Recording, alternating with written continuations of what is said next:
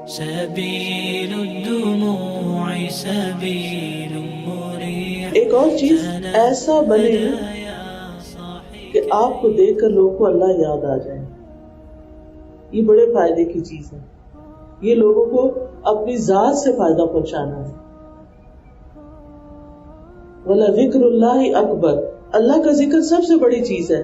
اگر آپ کو دیکھ کے لوگوں کو اللہ یاد آ جائے تو آپ نے تو کچھ بھی نہیں کیا.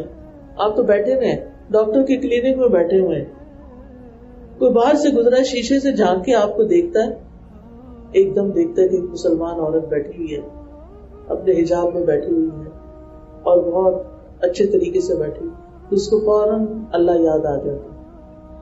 سبحان اللہ. یعنی آپ کے معاملے ایسے ہوں کہ لوگ دیکھ کہتے ہیں سبحان اللہ، اللہ یاد آ جائے. ابو مالک اشعری کہتے ہیں نبی صلی اللہ علیہ وسلم نے فرمایا میری امت کے بہترین افراد وہ ہیں جنہیں دیکھ کر اللہ یاد آ جاتا ہے.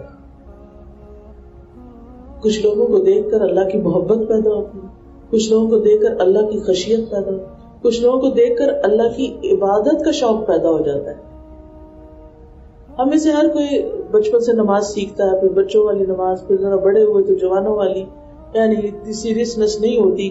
پھر شادی ہو جاتی ہے تو اپنے بچے ہو جاتے ہیں، کام اور بھاگ دوڑ. تو اس میں انسان عمومی طور پر اپنی عبادات کی کوالٹی سے غافل رہتا ہے. لیکن اگر اس کی زندگی میں ایسے لوگ آ جائیں جن کو عملی طور پر دیکھ کر نمازیں ٹھیک ہوں تو یہ اللہ کی بڑی رحمت ہوتی ہے. مجھے یاد ہے کہ میں پی ایچ ڈی کر رہی تھی تو میری ایک دوست تھی وہاں گلاسکو میں، ویکینڈ میں ہم اکٹھے ہوتے تھے. وہ اتنی خوبصورت نماز پڑھتی تھی کہ اس نے زبان سے کبھی کچھ نہیں کہا تھا، لیکن اس کی نماز اتنی خوبصورت تھی. وہ جتنی دیر وہ نماز پڑھتی اور میں اس کو دیکھتی تھی تو دل کے اندر کچھ ہوتا تھا، اور اسے شاید پتا بھی نہ ہو. صرف دیکھ کر تو مجھے اتنی حیا آتی تھی کہ میری نماز کیا ہے، میں کیا کر رہی ہوں، مجھے بھی اچھا بننا ہے.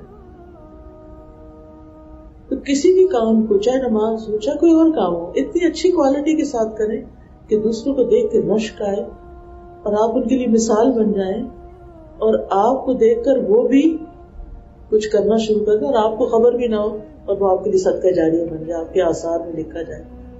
سبيل الدموع سبيل